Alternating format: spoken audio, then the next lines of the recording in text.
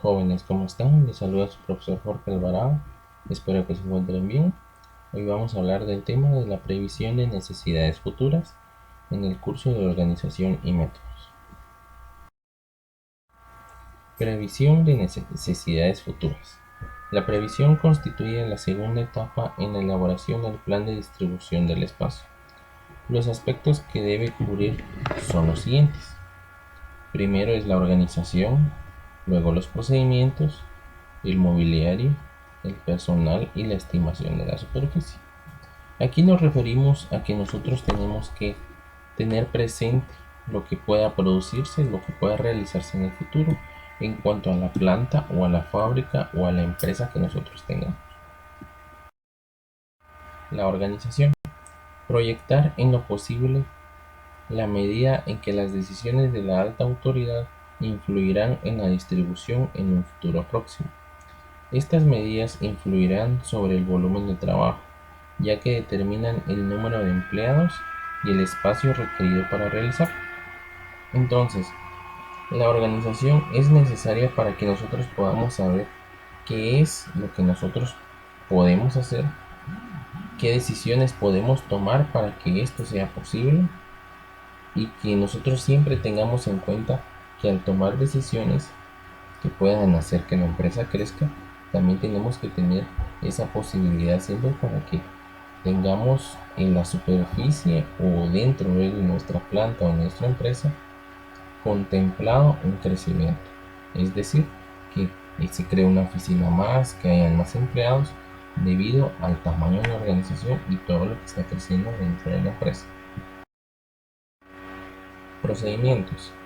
En esta etapa es indispensable considerar que planes y propósitos repercutirán en los sistemas de trabajo, cada vez que cambiarán el flujo de las operaciones. Entre los mecanismos que se emplean están los siguientes. Están los diagramas de flujo, diagramas de programación de computadoras, diagramas de distribución de espacio, matriz de especificaciones o requerimientos de espacio. Entonces aquí nos referimos que siempre debe existir un procedimiento. Siempre debemos de contemplar todos los pasos a seguir. No debemos saltarnos ningún paso para poder hacer algún proceso en el que implique que la empresa logre cumplir sus objetivos. Y estos procedimientos siempre deben contemplarse en diagramas de flujo.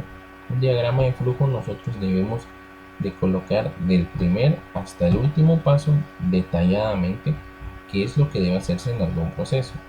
Es decir, si en la oficina nosotros tenemos que hacer pagar una factura, debe de existir un proceso.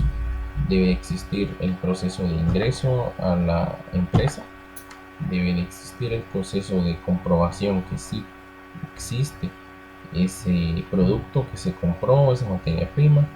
Luego debe de calcularse los impuestos que debe pagar la factura, y luego si esa factura se va a pagar a través de un depósito, de cheque o en efectivo. Pero todo eso debe estar plasmado en diagramas de flujo o también en diagramas de programación de computadoras. En este nosotros tenemos que también dar todos los pasos para utilizar algún sistema en el que la empresa esté trabajando. Diagramas de distribución de espacio también es necesario para saber qué escritorio debe estar en la oficina, si deben haber 2 o 3 escritorios, donde el espacio sea ideal para que el trabajador se sienta bien. La matriz de especificaciones o requerimiento de espacio. Aquí nosotros debemos especificar qué procesos se van a realizar en la oficina, si son muchos, si se va a estar en mucho movimiento o si esa persona va a estar sentada todo el tiempo.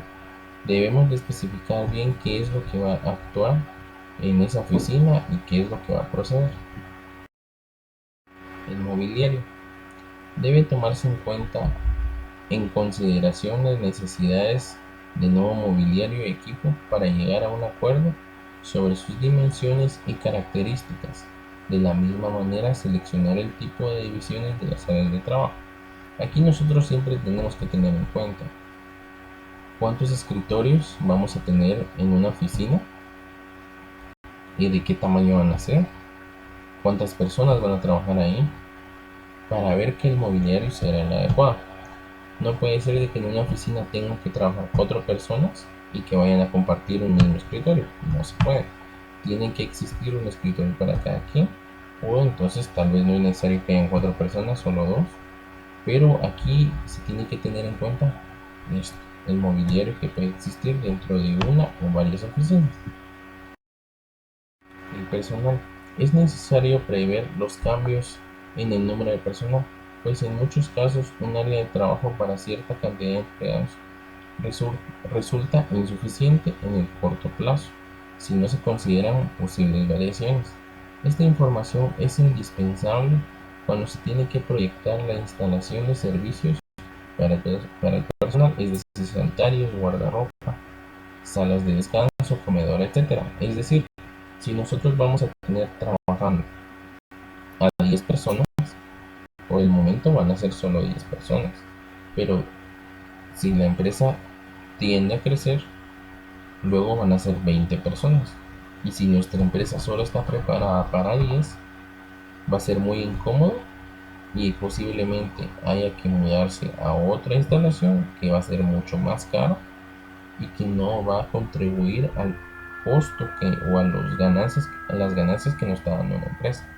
Entonces tenemos que tener en cuenta si el personal tiende a crecer o si las mismas personas van a estar ahí, pero siempre tenemos que tener en cuenta que sí va a crecer ese personal, que siempre vamos a necesitar más personas porque nuestra empresa tiene que crecer. Tenemos que tener contemplado ese espacio entonces.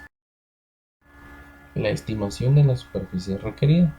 Esta superficie se obtiene al multiplicar el número de puestos de un mismo nivel por la cantidad de espacio que se les destina. Este cálculo debe repetirse en las áreas requeridas para todos los puestos. Es decir, por ejemplo, en un banco necesitamos 4 cajeros. Es el mismo espacio que necesitamos para cada uno de los cajeros. Si para cada cajero necesitamos 1 metro cuadrado, entonces y queremos tener 4 cajas, necesitamos entonces 4 metros cuadrados para que nuestros cajeros se encuentren bien. Esto es una multiplicación, son operaciones sencillas que nosotros tenemos que aplicar en la empresa que vayamos a trabajar o en nuestra empresa para que el trabajador se sienta bien en cuanto al espacio y a la comodidad que va a tener. Inventario de personal actual y necesidades de espacio. El inventario puede hacerse anotando los datos relativos a los puestos de cada unidad, la lista de puestos, el número total del personal actualmente en servicio y el aprobado para sumarse a él. Categoría y número de puestos por categoría, número de puestos a los cuales se asignarán despachos privados y número total de puestos previstos. Es decir, aquí nosotros tenemos que tener en cuenta cuántas personas están trabajando en nuestra empresa actualmente.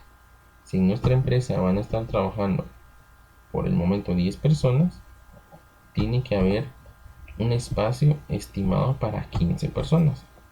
¿Por qué? Porque necesitamos tener para las 10 personas actuales, pero en algún futuro puede crecer. Y si crece ya tenemos destinado el espacio para que todo esté bien, que no haya muchos cambios y que puedan darse y fluir en el entorno muy bien. En base a todo lo que se habló del espacio requerido en las oficinas, necesito que hagan la tarea, que es un cuestionario de 10 preguntas con sus respectivas respuestas. Esto deben entregarlo en Classroom hasta el día 9 de mayo del presente año. Espero que hayan comprendido y quedo a sus órdenes. Atentamente, Jorge Alba.